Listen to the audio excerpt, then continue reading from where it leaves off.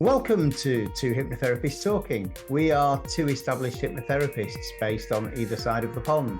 I'm Martin in Preston, UK. And I'm Denise in Delaware, USA.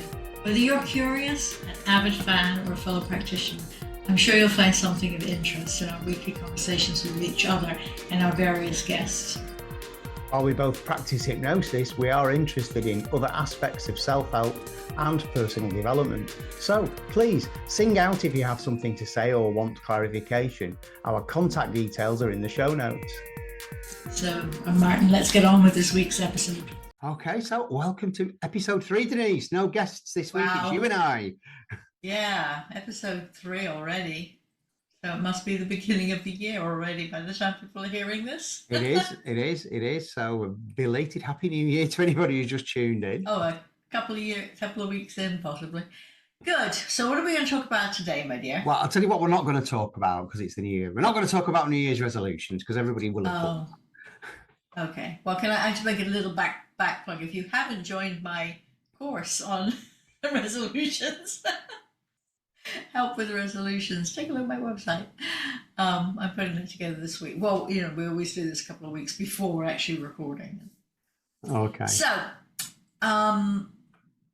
was there a particular item of hypnosis that you wish to talk about?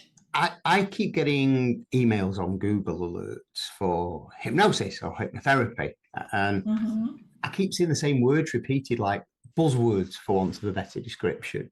Well, the advertising trade is getting to us again. Okay. Is that what it is? Yeah, I keep hearing these different buzzwords time and time again. Things like Neuro-Hypnosis. Where else would hypnosis work? Yeah. Okay. Yeah. So we know. I mean, I talk about the neuroscience behind it, and I know you do to some degree as well. Yeah, it's nice to understand what you're doing, sort of. Even if we're fairly certain that most of what we're saying is sort of like this, rather than this is what it is. Although it's getting better because we've got machines imaging now that can see. Yeah, imaging can show you where things are happening. Yeah, and also what's happening in terms of like brainwaves. So you've got, your beta, your alpha, and we want to get into theta, don't we, for trance? Just on the cusp of things. Just on the cusp, which of course we can see with imaging these days. And I think that's helpful to people, to perhaps skeptics, or to people, even like ourselves, who've never been able to fully understand and explain what happens during hypnosis.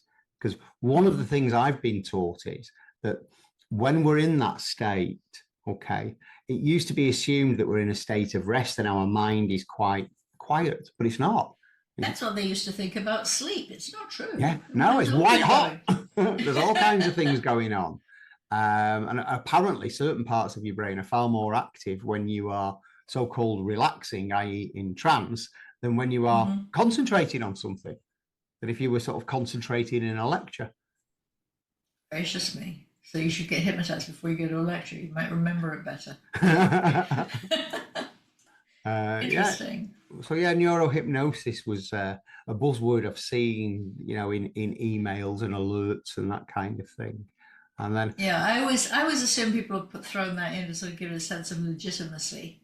Because there's still this cloak thing, and it's sort of not quite joined the ranks of yes, it's a real thing. It is a real thing, people. Yeah, but this is one of us. This is where you got the differentiation between where you are in the States and where I am in the UK, because we'll use terms like hypnotherapist, where you can't do that in all of your states. Right. And more people are using the term clinical which again sort of differentiates even things greatly from hypnotist. Over here, hypnotist just means swinging watches stage performance. Right. Yeah. Whereas we have to use the word hypnotist. I'm a hypnotist, but I don't go on stages unless I'm talking to people. Yeah. Okay. So what other buzzwords have you come across recently? How about positive psychology and hypnosis? Okay. Well, positive psychology has been around for quite a while now. Yeah. Back when I was in uni. And you wouldn't want to do negative psychology, would you?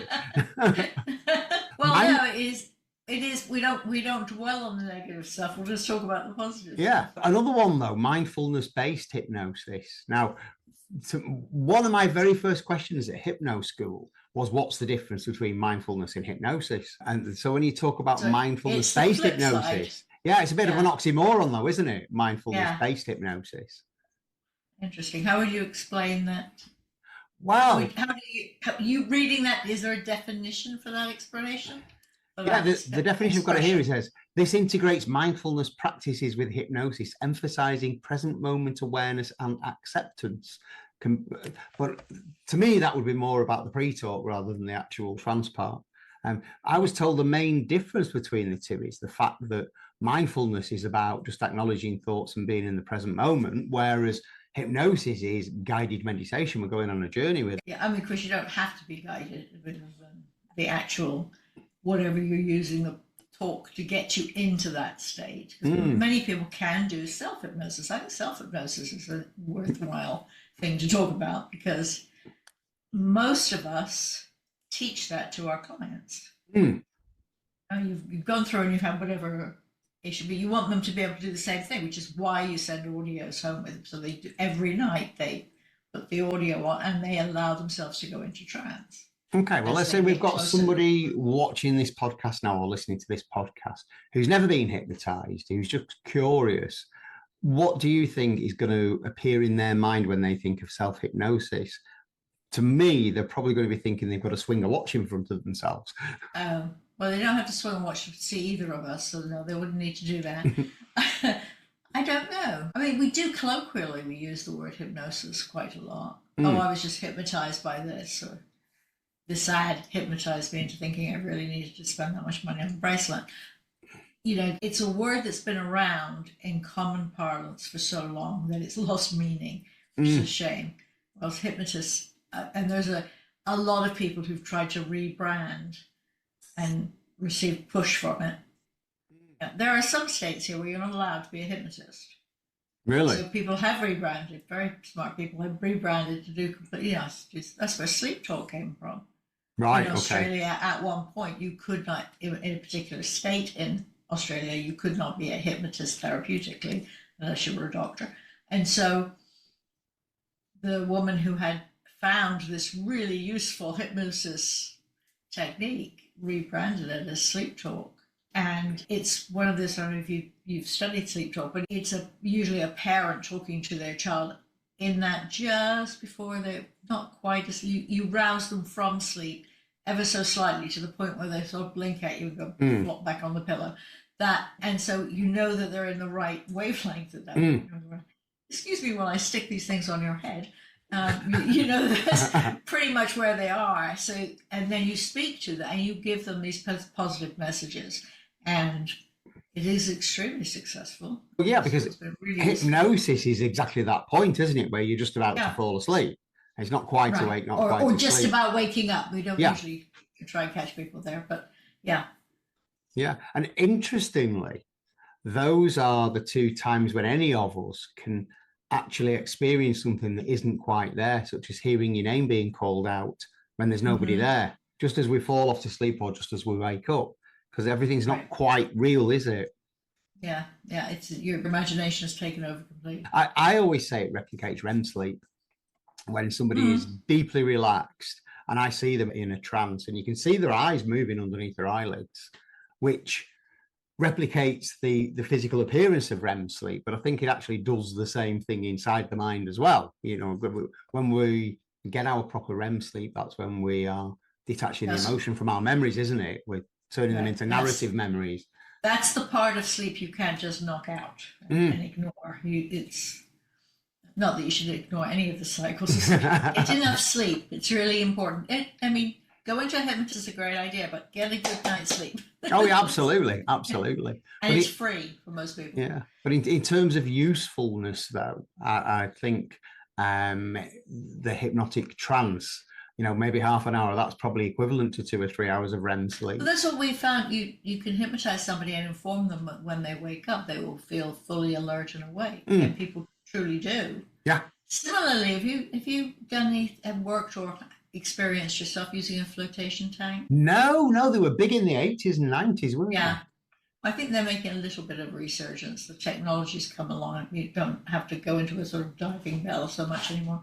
But you almost fall asleep while you're floating. Once you get over the feeling, I'm not going to sink, I'm not going to drown, it's okay. Have you been in one? Yes, there's one in Jersey near where I lived. I only went to it a couple of times, but it's a really nice feeling. A lot of magnesium in the salt. I've never been in one, but I'm imagining the experience is very similar to lying on a waterbed. So yes. you feel fully supported. You'd have to work really hard to go under. Yeah. Oh, yeah. Yeah. No, we had a waterbed years ago before we moved to this house, and it was the best night's sleep I ever had. I used to have one. Yeah. Yeah, absolutely fantastic sleep. However, I snored really, really loudly with it and woke the neighbours up. Yeah, we were living in an apartment with concrete floors, hence it could take the weight of a waterbed. But it used to wake the neighbours up, so we had to get rid of it. Yeah, I used to sleep absolutely soundly.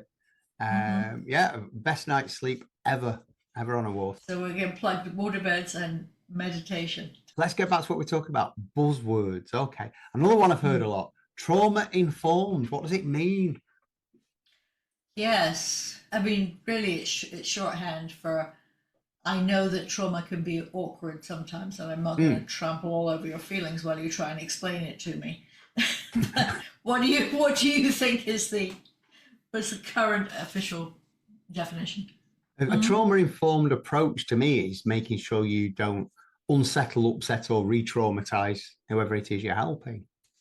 So being perhaps a little more mindful of the language you're using when you're helping that person. Right. But as a buzzword, it's used because somebody's selling a course. Oh, yeah. Learn to be trauma informed. Yeah, I mean, surely aren't we all trauma informed anyway? Or we should be. Well, the thing is, the question though is, if you have not experienced something yourself, can you truly understand somebody else's issue? Well, it depends if you can connect with the feelings that person's displaying, doesn't it? I mean, this is you're getting over to empathy there, aren't you? If you tell me something about you that's really unsettling and upsetting, to empathize properly, I need to connect with the same kind of feeling inside myself, don't I? Yes, but you also, in order to be helpful to the person, you can't completely join them in that discomfort. No. You have to be there to be able to help them out. Yeah. And it's getting that balance then, isn't it?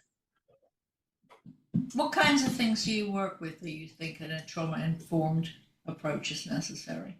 I think it's obviously a useful tool to have anyway. And anybody with anxiety of any kind, that's what I would say. And this is why I suppose you could say the solution-focused approach that I take is trauma-informed, because I grow about the same time as the buzzword. Yeah, well, but when somebody comes to me and they say, I need your help, and I say, what would you like help with, or what would be your best hopes from therapy? Typical therapist question there.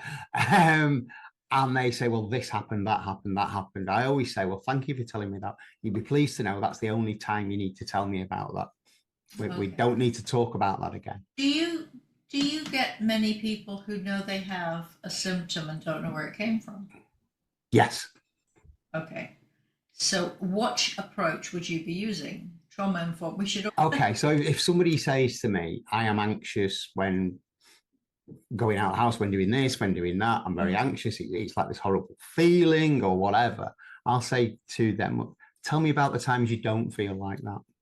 Yeah. So again, we're not concentrating on the bad, we're not concentrating on the anxiety. You're reconnecting that client with the fact that they don't always feel like that. So let's concentrate on when they feel differently from the presenting issue. You look for what's happening around you when you feel good rather than what's happening around you when you feel bad. Yeah, we're looking for the exceptions and we're concentrating on those and then trying to find if we can create more of those exceptions. Perhaps with a clue as to what to avoid in order not to feel the other way. Yeah, so I would call that a trauma-informed approach. Would you?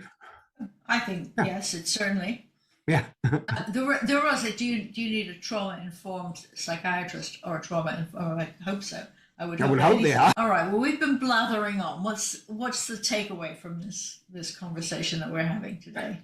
Well, there's a lot of buzzwords about, but we look behind the buzzwords and look at the basics, because this is where I say with hypnosis, although yes, there are advances in terms of what we can see these days with imaging, etc. Nothing's really changed, has it? It just gets repackaged. No, exactly. It's just back with Mesmer.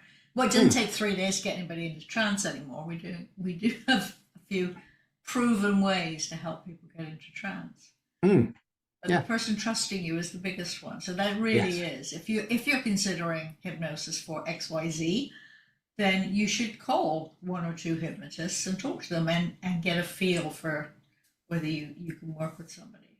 Almost everybody I know has a free session, a free discovery call, exactly, so that you can get to know them a little bit, and so the hypnotist would know whether they would be a good fit for you too.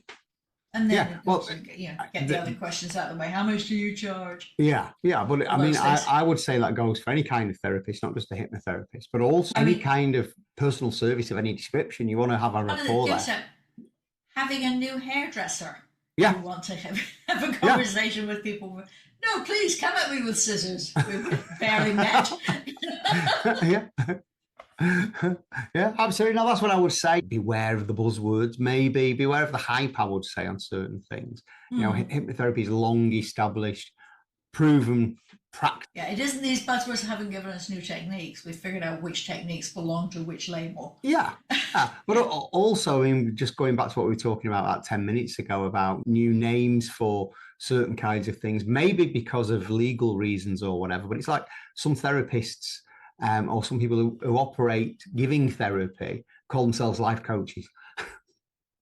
It's a form of therapy, isn't it? It certainly can be. If you talk to somebody, it makes you feel better. It's a form of therapy. Right. Yeah. The therapeutic chat. We do therapeutic chatting. Yes. Well, that brings our therapeutic chat to an end for this week, Denise. Very well. You can go off and edit all these things and get things out, and I'll see you again. Okay, see you on the next one with our guest. Oh, that's right. Okay, we'll keep it a secret. Okay. So I'll see you. Tune in next week.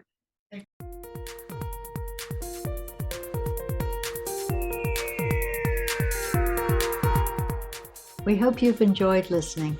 Please remember, this podcast is designed to give you an insight into therapeutic hypnosis and is for educational purposes only.